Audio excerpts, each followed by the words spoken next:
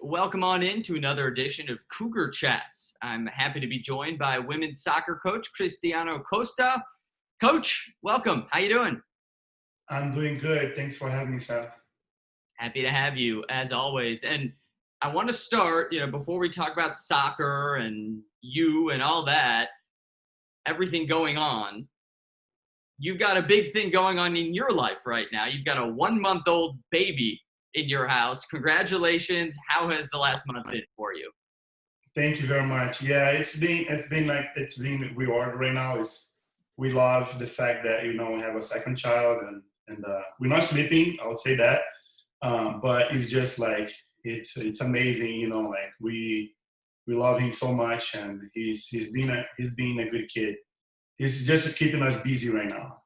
Right, right. Well, again, congratulations to you and your wife. Obviously, an exciting time. Now you got two boys, two mini Cristiano Costas running Yes, around. So watch out, world. yes, and then his name their names are Dawson and Carson. So Are they going to be soccer players? I hope we we Are you we starting to don't. train them a little bit? Yeah, we are putting the seed there, like just having them watching soccer games with me. And my oldest one already like it.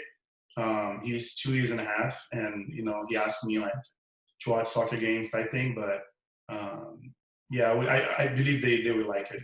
They will play. So for you, you've got kids that you're imparting soccer on. You're running the Chicago State women's soccer program. Last year was your first season. You've played professionally. You've coached at a few different levels. Soccer has been such a big part of your life. What does the sport mean to you? Everything. And I would say it means everything. The sport is the reason why I'm here. The sport is the reason who I became as a person. I left my house pretty young when I was drafted by one of the clubs in Rio, in Brazil.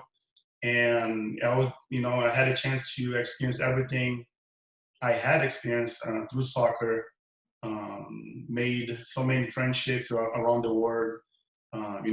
Everything I have is through soccer. So yeah, soccer is everything to me.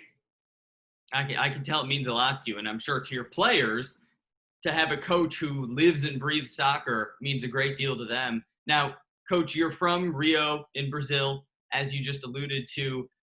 How does your upbringing affect your coaching style or the way your team plays? So yeah, growing up, I like I said, I was drafted too early for this club back home, and I think that was very important to my foundation as a coach, because back then I was able to learn from the best coaches back then, the importance of like play soccer and keep the ball. And so I would say that I grew up with possession based style. It's something that it's very nowadays a lot of the clubs in general wants to play, or schools wants to play this style. But that's how I grew up playing, and that's how I try to have my teams playing. So it's a lot of fun because we try to keep the ball the entire time. So they wanna all the players that have fun with the game, they want to keep the ball. So the more we keep the ball, more fun we're gonna have. So that's how I grew up playing, and that's how I try to teach them. So it's less about attack, attack, attack, and being sort of reckless with the ball, and more about just keeping it. And the longer you have the ball, the more likely you are to score. Yeah, so the more you keep the ball, we hope to shift the opponent, and then find opportunities to attack. Once we see those gaps, that's when we're gonna try to penetrate and then create the chances to score goals. But I think that like one thing I grew up like listening to is that the ball is the only thing that moves in the game. Is if we are able to move the ball as fast as we can, and keep possession of the ball, the other team is gonna be tired just chasing the ball. So we try to do that. That's one of the principles we have, and like we try to apply that every single training session, because the more my team understands that, and then they can execute in the game, more successful you're gonna have. So yeah, we try to keep the ball as much as possible. Now you're a goalie and a That's goalie correct. coach by trade. I've got a lot of respect for that because I think being a goalie is one of the toughest jobs in the world to do. How does being a goalie influence the way you coach?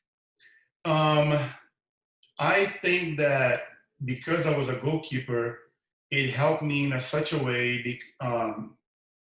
Being a goalie, like you're the last person in the game, right? So if you make a mistake, like it's pretty much a goal, right? So because I'm in that position, I think mentally I have to be very strong, to understand the stressful part of the game and how to handle that with my teammates, and then be a good leader for them on the field. But most important is that like I have the best view. So and then when I'm playing there, like I was able to study the game, understand positioning, like understand what my opponent was trying to accomplish, and then be able to help my teammates to prevent that. So I always tell goalkeepers when I had a chance to work with them is that like you're in a position to see everyone on the field. So, like you have the best view. So that's your job to make sure that you help to prevent everything that we can go through during the game. What is the most often repeated message that you tell your team? Do you have something that you're kind of always telling them? Yeah, and that goes with one of the philosophy that I try to apply there. We try to get to know the students more than anybody that they had a chance to work with, because we really invest in human being, right? We invest on them as much as possible. Like I wanted them to experience the best at Chicago State, have the best experience possible as well, and we wanted to create a culture where we are kind to each other. One thing I always tell them is that like like be true to yourself, but at the same time be kindness. Like we have to want it to be the best of you can every day. Every day when you wake up, you want it to be the best version of yourself. Sorry, and we try to do that and apply every day. Now, how has this COVID-19 pandemic, which has been such a difficult situation for all of us, how has that affected the way you coach your team as you navigate this? Yeah, this whole COVID thing is just is brutal right now because we are not able to to do what we love, which is practice and play. It's been very, very hard on the students because I know they love to be on the field, and we love to be there too, coaching them. But it's affecting us a lot because like I said, we don't get a chance to do what we love, and then that's what it kills us because I'm very passionate coach, and the same thing goes to my athletes. They have the passion to learn to be on the field and not be able to do that. I think it's just like it's brutal on them. When you are back on the field for a game, even more down the horizon, when you've got a game day and you wake up and you get to the pitch and you've got a game in front of you and you're back, what do you anticipate that feeling like? Oh, that is a good one. I'll be the happiest person on earth. It's just like I said, being on the field and being able to coach and being able to teach those kids and and see them succeeding and like see them understand what we want them to do on the field and winning games. I think it's the most valuable thing that we can have as coaches. I'm very blessed to be in a position that I am right now. I'm very grateful for. So it's just like whenever that day comes back and we're back to normal, I'm gonna be the happiest person in the world. Hope that day comes sooner rather than later, Coach. Yes. I also want to ask you about as someone who's from Rio, how much has it meant to you to see your city and your country on the world stage in the last decade, both hosting an Olympics and a World Cup?